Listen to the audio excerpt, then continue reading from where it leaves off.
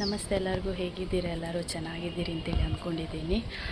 ನಾನು ತುಂಬ ದಿನದಿಂದ ಅಂತ ಹೇಳೋದಕ್ಕಿಂತ ತುಂಬ ತಿಂಗಳುಗಳೇ ಆಯಿತು ನಾನು ವ್ಲಾಗ್ ಮಾಡಿದೆ. ಇವತ್ತು ನಾನು ವ್ಲಾಗ್ ಮಾಡೋಣ ಅಂತೇಳಿ ಬಂದೆ. ಇವಾಗ ಟೈಮ್ ಒಂದು 4:50 ನೋಡಿ, ಇಲ್ಲಿ ಎಷ್ಟು ಬಿಸಿಲಿದೆ ಅಂತೇಳಿ ಹೇಳಿದರೆ ಫುಲ್ ಬಿಸಿಲು. ನಾನಿವಾಗ ತಿರುವನಂತಪುರದಲ್ಲಿದ್ದೇನೆ. ನಮ್ಮ ಅಮ್ಮಗೆ ಹುಷಾರಿಲ್ಲ, ಹಾಗೆ ಟ್ರೀಟ್ಮೆಂಟಿಗೋಸ್ಕರ ಬಂದಿದ್ದೀವಿ. ಸೊ ಇಲ್ಲಿ ತುಂಬ ಬಿಸಿಲಿದೆ. ಸೊ ನಾನಿವತ್ತು ನನಗೆ ಗೊತ್ತಿರೋ ವಿಷಯನ ನಿಮಗೆ ಶೇರ್ ಮಾಡೋಣ ಅಂತೇಳಿ ನೋಡಿ. ಇದು ಏನು ಅಂತ ಎಲ್ಲರಿಗೂ ಗೊತ್ತು.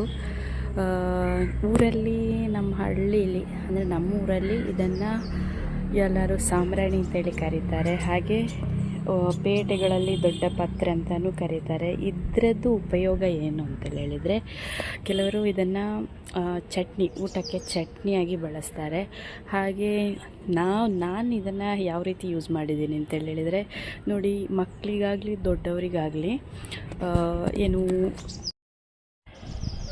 ನೋಡಿ, ಇದು ಸಾಂಬ್ರಾಣಿ ಸೊಪ್ಪಿದು ಮಕ್ಕಳಿಗಾಗಲಿ ದೊಡ್ಡವರಿಗಾಗಲಿ ನಮ್ಮೂರಲ್ಲಿ ಏನು ಅಂತೇಳಿ ಹೇಳಿದರೆ, ಒಂದು ಕಂಬಳಿ ಹುಳ ಕಚ್ಚಿದ್ರು ಕೂಡ ಇದರ ಎಲೆ ತೆಗೆದು ಅದನ್ನು ಎಲ್ಲಿ ಅಲ್ಲಿ ಕಚ್ಚಿದಲ್ಲಿಗೆ ನಾವು ಅದನ್ನು ತಿಕ್ತೀವಿ.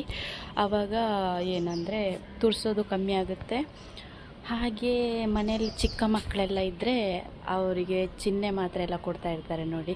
ಆ ಚಿನ್ನೆ ಮಾತ್ರೆಗಳಲ್ಲಿ ಅಂದರೆ ಈ ಸೊಪ್ಪನ್ನು ಸ್ವಲ್ಪ ಒಲೆಗಿಡ್ದು ಅಂದರೆ ಬಿಸಿ ಮಾಡಿ ಅದರ ರಸ ತೆಗೆದು ಆ ರಸದಿಂದ ಆ ಚಿನ್ನೆ ಮಾತ್ರೆನ ಪುಡಿ ಮಾಡಿ ರಸ ಮತ್ತು ಮಾತ್ರೆನ ಮಿಕ್ಸ್ ಮಾಡಿ ಮಕ್ಕಳಿಗೆ ಕುಡಿಸ್ತಾರೆ. ಹಾಗೆ ಕಫ ಇದ್ದವರಿಗೂ ಇದರ ರಸ ಕುಡಿದ್ರೆ ಕಫ ಕಮ್ಮಿ ಆಗುತ್ತೆ. ಹಾಗೆ ಇದರದ್ದು ಉಪಯೋಗ ತುಂಬಾ ಇದೆ. ಅದೇ ಊಟದಕ್ಕೆ ಚಟ್ನಿಯಾಗಿ ಬಳಸ್ತಾರೆ. ಮತ್ತು ನನಗೆ ಗೊತ್ತಿರೋದಂದರೆ, ನಾನು ಯೂಶ್ವಲಾಗಿ ಮನೆಯಲ್ಲಿ ನಾನು ಉಪಯೋಗಿಸಿದ್ದನ್ನು ನಾನು ನಿಮಗೆ ತಿಳಿಸಿದ್ದೀನಿ. ಹಾಗೆ ನಿಮಗೇನಾದರೂ ಗೊತ್ತಿದ್ದರೆ, ಇದರ ಉಪಯೋಗ ಇನ್ನೂ ಬೇರೆ ನಿಮಗೇನಾದರೂ ಗೊತ್ತಿದ್ದರೆ ನೀವು ಕಮೆಂಟ್ ಮಾಡಿ. ನೆಕ್ಸ್ಟ್ ವಿಡಿಯೋದಲ್ಲಿ ಸಿಗೋಣ. ಬಾಯ್ ಬಾಯ್.